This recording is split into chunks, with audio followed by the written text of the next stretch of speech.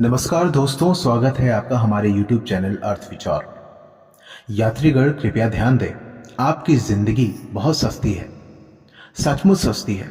वरना आम आदमी को कब तक मरते मरते यह बताना होगा कि सरकार प्लीज हम तो मरकर मोक्ष पा लें, लेकिन आप दूसरों की जान बचा लीजिए। अब किसी और भगदड़ में किसी और की जान मत लीजिए। आपका ध्यान आकर्षित करने के लिए मैं ये कह रहा हूं कि हाँ, सस्ती तो है, तभी तो पूरी दुनिया जानती है कि 50 करोड़ श्रद्धालुओं ने गंगा में डुबकी लगाई। लेकिन एक बात जो शायद आपने नहीं सुनी, वह यह कि जब ट्रेन टकराई नहीं, पटरी से नहीं उतरी, तो फिर रेलवे स्टेशन पर 18 लोग कैसे मरे।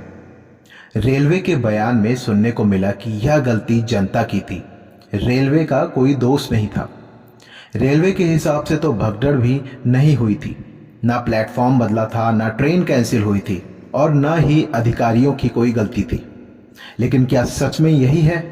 यह हादसा एक छोटे से कस्बे के स्टेशन पर नहीं हुआ था, या तो देश की राजधानी नई दिल्ली के सबसे वीआईपी रेलवे स्टेशन पर हुआ था। जहां तक रेलवे की बात है, वहां कुछ भी बड़ा नहीं किया गया था। यह हादसा एक स्थानिक ट्रेन हादसा नहीं था, यह एक बड़ा दुर्घटना था जहां लोग अपनी जान गंवा रहे थे। प्रधानमंत्री के कार्यालय से महज 5 किलोमीटर की दूरी पर और रेल भवन से 4 किलोमीटर की दूरी पर स्थित इस स्टेशन पर इस हादसे ने लोगों की जान ले ली। उसी संसद भवन से केवल 3 किलोमीटर दूर, जहां रेल मंत्री अब तक यह कहते रहे कि कुंभ के लिए भव्य इंतजाम कर दिए गए हैं, वहां प्लेटफॉर्म नंबर 14 और 16 पर यात्रियों की भगदड़ में 18 लोग मारे गए।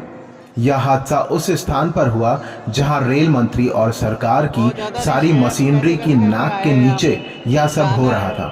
रेल मंत्री साहब, आप और आपके रेलवे ने इसे 3 घंटे तक कवर करने की कोशिश की, सिर्फ यह कहकर कि सिचुएशन अंडर कंट्रोल है, और उसके बाद यह माना कि हादसा नहीं हुआ। आपने लोगों की मौत को 3 घंटे तक नजरअंदाज किया और उसके बाद सफाई देने की कोशिश की। जो हादसा हुआ वह उस वक्त हो रहा था जब रेलवे के लोग इसे अफवाह, रूमर और फिर लॉर्ड्स क्राउड का नाम देकर खारिज कर रहे थे। रेलवे में होने वाली हर बड़ी और छोटी घटना को प्रचारित किया जाता है, लेकिन क्या इसका मतलब है कि यह हादसा भी प्रचार का हिस्सा बन जाएगा? इसका मतलब यह है कि हर दिन जब हम जानते थे कि करोड़ों लोग प्रयागराज जा रहे हैं, तो रेलवे ने दिल्ली से जाने वाली इस भीड़ को संभालने के लिए कोई इंतजाम क्यों नहीं किया? यह कैसे हो सकता है कि सरकार को अंदाजा नहीं था कि स्टेशन पर इतनी भीड़ इकट्ठी होगी? क्या इस मुद्दे पर अब कोई जिम्मेदारी लेने वाला है, या फिर जांच के नाम पर सब ठंडा हो जाएगा और फिर से किसी भगदड़ में आम आदमी की जान जाएगी?